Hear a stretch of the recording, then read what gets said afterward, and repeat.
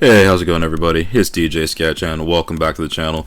Just got done watching the PS5 reveal event over on Spawn Waves channel, and I got a lot of questions. Actually, I've got a fair amount of questions, but I'm gonna get to those towards the end because I took some notes over here just to kind of highlight the stuff that kind of stuck out and the stuff that was kind of a meh, whatever. But I mean, overall, not a bad reveal event. Like, I'm going to show the picture of the console now that you can actually do that. Again, I got questions, to say the least.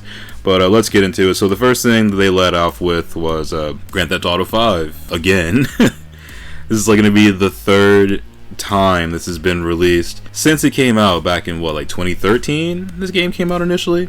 So we're going to be getting it again on the PS5 and more than likely the Xbox Series X, whatever they want to call it, in 2021. I mean, man, Rockstar is milking that until the udder is dry, huh? After that, though, they showed off a new Spider-Man game that's coming out this year, the Miles Morales game, and yo, that shit looks gas, dude.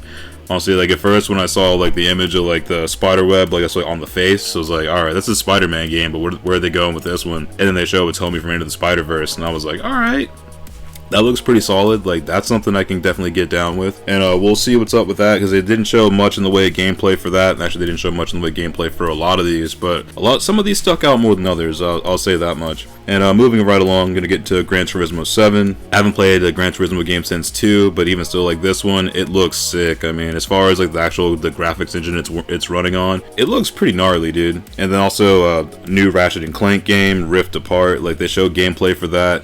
That looks gas. Like, I actually haven't played Ratchet and Clank since the PS2 days, but that one looks pretty raw, dude. And then we have got a whole list of games of like mostly from developers I had never heard of until today. We got Project Atia. That looks interesting. This game Stray had like a little cat with like a little digital backpack on its back. Like, that, it's a weird looking game, but I'm curious what that's going to be about, but that's not going to be out until next year sometime. And also you got this game called Returnal. This looks kind of like the movie Day After Tomorrow. I guess it's pretty much you wake up, die again, rinse and repeat. And also you have something like this one called, this was a interesting one too, Destruction All Stars. It's pretty much like a car battle royale game, but I guess you can get out of the car and still fighting other cars. So I mean, it looks kind of like Fortnite, which I wasn't with art style. I mean, it's definitely got that kind of Fortnite style to it. But I don't know. It could be interesting, I guess. We'll see. And also we have Kina, Bridge of Spirits. Like, this was an interesting one too. Like, this one got my attention because the art style on this one actually looked fucking legit. This was a cool one. Also, this is the one that actually had the exclamation point next to it. One of several. So, new Oddworld, Soulstorm. Like, also just the fact this is a new Oddworld game, period. It's been a long time since that company has put out anything Oddworld related. So, just the fact there's an Oddworld game coming, that's sick. They didn't have a release date attached to it though, which is the only thing that was a little bit of a concern, but still at the same time, y'all can let that marinate, let it go when it's ready, because Oddworld games, for the most part, pretty solid. And also a game I thought was canceled, but I guess apparently isn't.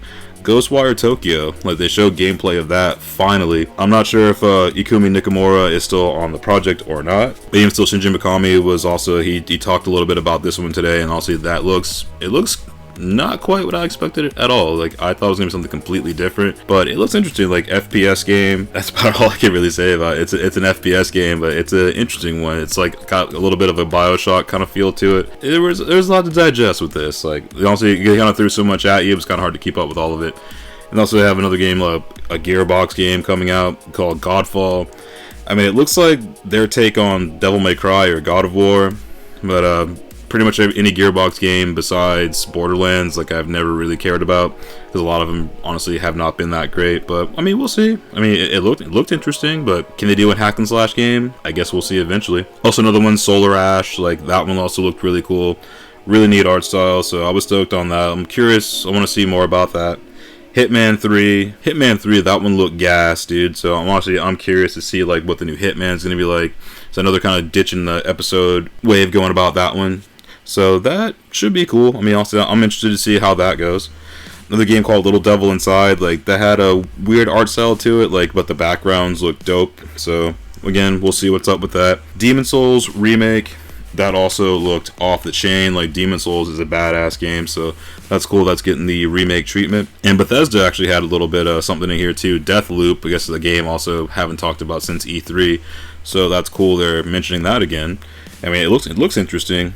But at the same time, we'll see what's up with that. Also, kind of the same kind of principle as Returnal there. Resident Evil 8, like they actually showed a little bit of gameplay footage with this, and that also looks sick. My homie Chris Redfield back in the building. And next one they showed was Pragmata. This one's not coming out for a couple years, like 2022. So that's a little bit of a ways out, but we'll see what's up with that when it comes out. And what they left off on was Horizon 2 Forbidden West, and also no release date attached to this one. But that one also looks cool. I haven't played the first Horizon Zero Dawn. I haven't played that. But still at the same time, I've heard nothing but good things about it. So we'll see what that's like when it comes out. But now let's get to the meat of it though real quick. They revealed the console at the very end of this. And the console itself, it looks a little weird, if I'm being honest. And also it looks a little goofy. I also, if I'm being honest, and once again. And there are two versions of it. There's one that's going to be digital only, and there's going to be a disc-based version. And they didn't mention a price point on either. They kind of left that to your imagination, basically. And also, this was the main thing that actually there were two main things that they didn't mention at all either. There was no mention of Destiny 2 or any of the future content that's coming out with that since the season dropped just this week. And even more surprising, no mention whatsoever of COD 2020, except for they had a Treyarch developer and an Infinity Ward developer on screen for maybe a couple moments, like maybe about in total 30 seconds between the two of them. So, is COD 2020 coming out? I have no idea at this point. Like, I'm honestly kind of leaning towards no. And also, another thing too, like, no mention of backwards compatibility whatsoever. Like, none. So, this is kind of weird. Like, I'm curious, like, are they actually going to do this? Are they not? They didn't say it, so I guess we're gonna have to, again, wait and see what happens when it's closer to release. But, yeah, also they didn't say anything about the price, so no price point. And a lot of other things that are still yet to be answered, but again, I guess we'll see what the future holds for the PS5 and the Xbox Series X, because, I mean, there's some cool stuff, but there's some stuff in there too, it's just like, meh. But that's gaming nowadays, isn't it?